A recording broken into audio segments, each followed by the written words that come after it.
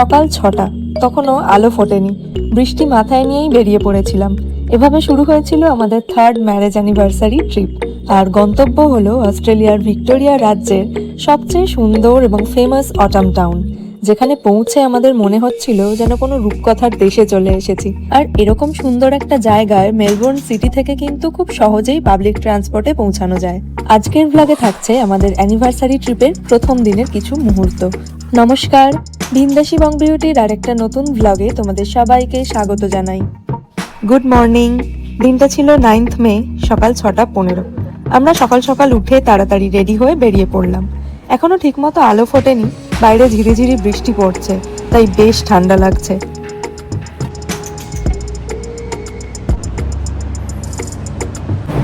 এখন বাজে সকাল 7টা। আমরা সাউদার্ন ক্রস স্টেশনে চলে এসেছি। এখান থেকে আমরা একটা ট্রেন ধরবো ভি লাইনের, সেখান থেকে এক জায়গায় নেমে আবার বাস ধরতে হবে। তবে যাত্রা শুরু করার আগে কৌস্তুভের চাই 1 কাপ গরম কফি। কফিটা অর্ডার দিয়ে টেকআওয়ের জন্য অপেক্ষা করতে করতে হঠাৎ একটা কোল ইঞ্জিন ট্রেন চোখে পড়লো, যেটা দেখে মনে হচ্ছিল একেবারে পুরনো কোনো সিনেমার দৃশ্য থেকে তুলে আনা হয়েছে।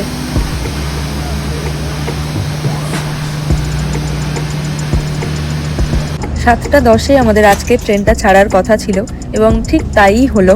তবে বেশ ভালো পরিমাণে প্যাসেঞ্জার থাকার কারণে আপাতত আমরা পাশাপাশি সিট পাইনি। সিটিকে পেছনে ফেলে রেখে আস্তে আস্তে আমাদের ট্রেন এগিয়ে চললো। যেহেতু অনেক সকালে বেরিয়েছি, ব্রেকফাস্ট করার টাইম পাইনি সেভাবে, তাই আমরা বেশ কিছু বিস্কিট, মাফিন, কেক আর জল সাথে রেখেছিলাম। তো দুজনে দুজনের পছন্দ মতো টুকটাক খাবার খেয়ে নিলাম। সিমোর স্টেশনে অনেক প্যাসেঞ্জার নেমে গেল, তারপর আমরা পাশাপাশি বসতে পারলাম। সকালে মেঘবৃষ্টি থাকলেও এখন বেশ ঝকঝকে রোদ উঠে গেছে। 9:30 নাগাদ আমরা ওয়াঙ্গারাটা স্টেশনে পৌঁছালাম। এখান থেকে ভি লাইনের কোচ বাসে উঠবো, যেটা আমাদেরকে আজকে আমাদের গন্তব্যে পৌঁছে দেবে। বাসে ওঠার সময় ড্রাইভার জেঠিমা কে কোথায় নামবে সেই জায়গাগুলো লিখে নিচ্ছিল। কিন্তু তারপর শুরু হলো এক মজার কাণ্ড। এই পাহাড়ি রাস্তায় জেঠিমা যেভাবে বাস উড়িয়ে নিয়ে যাচ্ছিল, মনে হচ্ছিল কোনো অ্যামিউজমেন্ট পার্কের রাইডে চড়ছি। ফাইনালি আমরা আমাদের আজকের গন্তব্যে এসে পৌঁছালাম। এই জায়গাটার নাম হলো ব্রাইট। আর বাস থেকে নেমে চারিদিকে চোখ বুলিয়ে মনে হলো জায়গাটার নাম একেবারে সার্থক। এখানকার প্রকৃতি সত্যিই খুব ব্রাইট।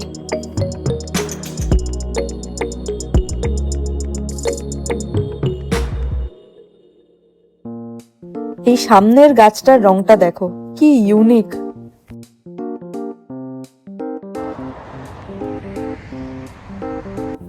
আমাদের মোটেলটার আশেপাশের যে পরিবেশটা সাধারণ। শরীরটা খুবই খারাপ লাগছিল বাসে, কিন্তু নামার পর থেকে এই পরিবেশ দেখে আর শরীর মন দুটোই চনমনে হয়ে উঠেছে। দেখো, আমরা আমাদের মোটেলের কাছে চলে এসেছি। যদিও এখনো চেক ইনের টাইম হয়নি, কিন্তু ট্রেন আর বাসের শিডিউল অনুযায়ী আমরা ঘন্টা 2-3 আগেই চলে এসেছি। কিন্তু রিসেপশনের ভদ্রলোক খুবই সাগ্রহে আমাদেরকে আর্লি চেক ইন করতে দিলেন এবং রুমটা বেশ স্পেসিয়াস ছিল, সাথে খুব কোজি আর ছিমছাম সাজসজ্জা। আমাদের দুজনেরই খুব ভালো লেগেছিল। আমরা মোটেলে চেক ইন করে ব্যাগপত্র রেখে ফ্রেশ হয়ে মেন টাউনের পথে হাঁটা দিলাম। এখানে আসার পর থেকে একটা কথা বারবার মনে আসছে যে অস্ট্রেলিয়াতে বেশিরভাগ জায়গায় ঘুরতে যেতে হলে কিন্তু গাড়ি চালাতে জানতে হয় বা গাড়ির প্রয়োজন হয়। সেই জায়গায় এরকম পোস্টকার্ডের মতো সুন্দর একটা জায়গা, যেটা মেলবোর্ন সিটি থেকে 322 কিলোমিটার দূরে অবস্থিত, অথচ দিব্যি পাবলিক ট্রান্সপোর্টের মাধ্যমেই পৌঁছে যাওয়া যায়। তাও আবার এপ্রিল আর মে, এই দুটো মাসই ভিক্টোরিয়া রাজ্যে সমস্ত রকম পাবলিক ট্রান্সপোর্ট ফ্রি করে দেওয়া হয়েছে জনগণের জন্য। তাই এরকম সুন্দর একটা জায়গায় যে পুরোপুরি ফ্রিতে পৌঁছানো সম্ভব, এটা সত্যি দারুণ ব্যাপার। আমাদের দুজনেরই এরকম জায়গায় ছুটি কাটাতে ভালো লাগে বেশি, যেখানে আলাদা করে সাইট সিইং এর ব্যাপার নেই। পুরো জায়গাটাই অ্যাট্রাকশন, কোনো তাড়াহুড়ো দৌড়াদৌড়ি কিছুই থাকবে না। 2 দিন শুধু এরকম সুন্দর নেচারের সাথে সময় কাটানো, কোয়ালিটি টাইম স্পেন্ড করা আর রিল্যাক্স করা। ব্রাইটে এসে কিন্তু আমরা ঠিক সেই আমেজটাই পাচ্ছি। এবার আমরা লাঞ্চ করে নেব। বেশ বেলাও হয়ে গেছে আর খিদেও পেয়ে গেছে।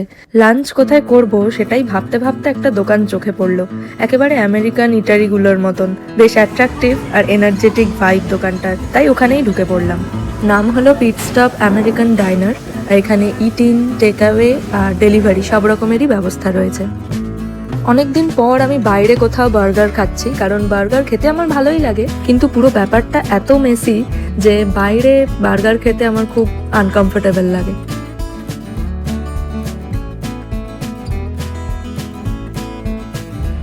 একটা গাছেই কত রকম রঙের পাতা রয়েছে দেখো, সবুজ, হলুদ, বাদামি, লাল, সব মিলেমিশে দারুণ দেখতে লাগছে।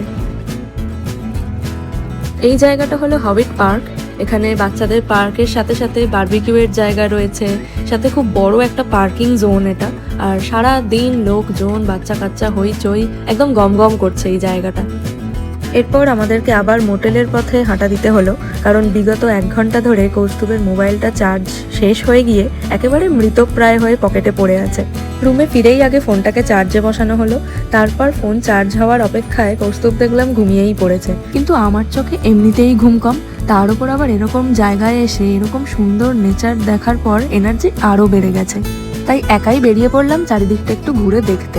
জানি না কোন দিকে কি আছে, কোথায় গেলে ভালো হয়, শুধু মোটেলের উঠোন থেকে যেই পাহাড়টা দেখতে পাচ্ছিলাম তার দিকেই হাঁটা দিলাম।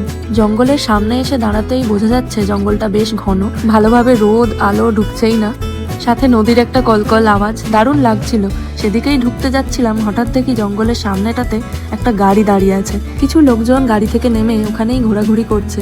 সেই দেখে আপাতত আমি জঙ্গলে ঢোকার প্ল্যানটা বাদই দিলাম। কারণটা তো বুঝতেই পারছো, প্রকৃতি যতই দুর্গম নির্মম হোক না কেন, মানুষের দুর্মতি সবসময় তার থেকে বেশি ভয়ঙ্কর এবং বিপজ্জনক। অগত্যা নদীর পাড়ের একটা রাস্তা ধরে হাঁটা দিলাম। একটু এগোতেই একটা বড় পার্ক দেখতে পেলাম, আপাতত সেখানেই ঢুকছি। এই গাছটা দেখে আমি পুরো থমকে গিয়েছিলাম। এর পাতার রংটা আমি এখনো পর্যন্ত জামা কাপড়েও খুঁজে পাইনি, এতটাই ইউনিক। চলে এসেছি ভেতরে।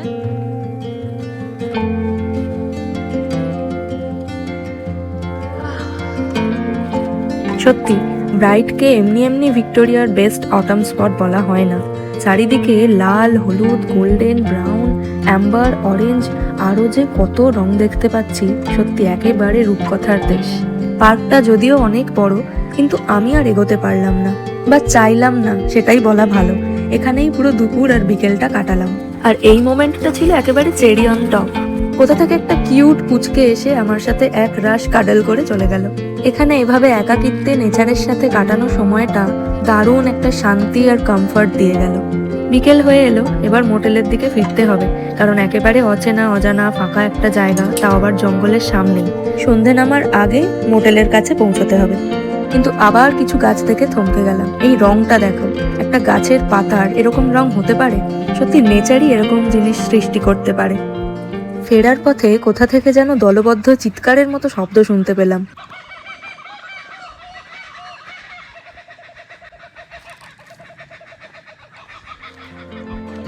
বলতে পারো এটা গান হচ্ছে নাকি ঝগড়া? এটা হলো অস্ট্রেলিয়ার ফেমাস সিঙ্গার বার্ড কুকাবুরার দলবদ্ধ ডাক, গান বা হাসি, কিছু একটা হবে, তবে সেটা সুরে নাকি বেসুরে তা আমি বলতে পারবো না। যাই হোক, আমি চলে এসেছি আমাদের রুমে, আর এসে দেখছি কৌস্তুভ এখনো ঘুমাচ্ছে। ভাবছি এবার আমিও হালকা ল্যাদ খাবো, তবে তার আগে তোমাদেরকে একটু রুমটা দেখিয়ে নিই। সব বেসিক জিনিসপত্র যা যা থাকে সবই রয়েছে। ওয়ার্ড্রবে রয়েছে হ্যাঙ্গার্স, আয়রন টেবিল, আয়রন আর একটা এক্সট্রা ব্ল্যাঙ্কেট। এখানে রয়েছে micro oven, electric kettle, mini fridge আর সমস্ত ক্রকারি আর কাটলারি সেট। সাথে কিছু মিল্ক পটস দিয়ে রেখেছে, সাথে চা, কফি, কুকি, সুগার সবকিছু রয়েছে যা যা থাকে। এছাড়া রয়েছে বেশ বড় আরামদায়ক একটা সোফা, ডাইনিং টেবিল আর চেয়ার। বাথরুমটাও বেশ স্পেসিয়াস ছিল আর সমস্ত টয়লেট্রিজ দেওয়া ছিল। যাই হোক, পড়ন্ত রোদে চারিদিকটা যেন সোনার মতো ঝলমল করছে। এরপর সন্ধ্যায় রেডি হয়ে দুজন মেন টাউনের দিকে বেরোলাম। প্রথমে ব্রাইট ব্রিউয়ারিতে হালকা সান্ধ্যকালীন স্ন্যাক্স সেরে আমরা ডিনারের সন্ধানে বেরোলাম। কারণ এখানকার একটা সমস্যা হলো, একে তো দোকানপাট কম, তার মধ্যে বেশিরভাগই বিকেলের মধ্যে বন্ধ হয়ে যায়। সন্ধ্যা নামলেই অপশন অনেক কমে যায়। যাই হোক, আজ আমরা ডিনার করছি মিমিস টাকশপ বলে একটা কোজি এশিয়ান রেস্টুরেন্টে। দোকানটার একেবারে ট্রপিক্যাল ভাইব, তবে যেহেতু খুবই ঠান্ডা তাই হিটার চলছে। খাবার অর্ডার করা হয়ে গেছে। আজ আমি নিয়েছি একটা ক্লিন নুডল স্যুপ আর কৌস্তুভ নিয়েছে একটা ফ্রাইড রাইস। আমার যে কোনো রকমের রামেন, হটপট বা ক্লিন স্যুপগুলো খুব ভালো লাগে, এই ধরনের নুডল স্যুপগুলো, তাই আমার খাবারটা আমার পছন্দ হয়েছে। কিন্তু কৌস্তুভের মনে হয় ফ্রাইড রাইসটা অতটাও পছন্দ হয়নি। আজকের মতো খাওয়া দাওয়া ঘোরাঘুরি এখানেই শেষ হলো। আর এখন খুব ঠান্ডা পড়েছে, আমরা কোনো রকমে শুধু মানে হোটেলে পৌঁছতে পারলে বাঁচি। ব্যাস এখানেই শেষ হলো আমাদের অ্যানিভার্সারি ট্রিপের প্রথম দিন। কিন্তু গল্প এখানেই শেষ নয়, কারণ পরের দিন ছিল আমাদের 3rd অ্যানিভার্সারি ডে, আর সেদিনেরই কিছু স্পেশাল মুহূর্ত থাকছে পরের ব্লগে। আজকের ভিডিওটা ভালো লাগলে প্লিজ একটা লাইক করে দিও, আমার চ্যানেলটা সাবস্ক্রাইব করো, বন্ধু বান্ধব পরিবার সবার সাথে ভিডিওটা শেয়ার করো, আর ইচ্ছে হলে কমেন্ট করে জানাতে পারো ভিডিওটা কেমন লাগলো। আজ তাহলে আসি, দেখা হচ্ছে পরের ভিডিওতে। Thanks for watching, by.